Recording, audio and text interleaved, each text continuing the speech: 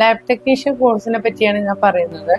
Lab technician course എന്ന് പറയുമ്പോൾ നമുക്ക് 3 ഇയർ ഡിഗ്രി കോഴ്സാണ് ഉള്ളത്. അതിൽ വെച്ച് കഴിഞ്ഞാൽ നമുക്ക് 2 ഇയർ ആയിട്ടും ചെയ്യാം, 3 ഇയർ ആയിട്ടും ചെയ്യാം. അതിൽ എങ്ങനെ വെച്ചാൽ ഡിപ്ലോമ കോഴ്സ് ആയിട്ട് വരുമ്പോൾ 2 ഇയർ വരും.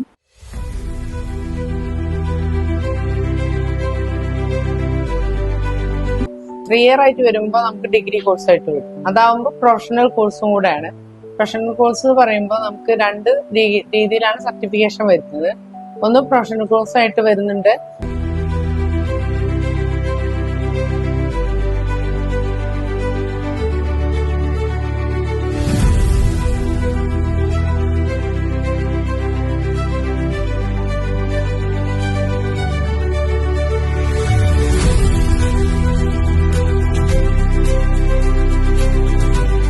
അതേപോലെ തന്നെ ഡിഗ്രി കോഴ്സ് ആയിട്ട് വരും. അപ്പൊ ഒരാള് ഒരു കോഴ്സ് എടുത്തു കഴിഞ്ഞാൽ ഡിഗ്രി കോഴ്സും പ്രൊഫഷണൽ കോഴ്സും ആയിട്ടാണ് വരുന്നത്.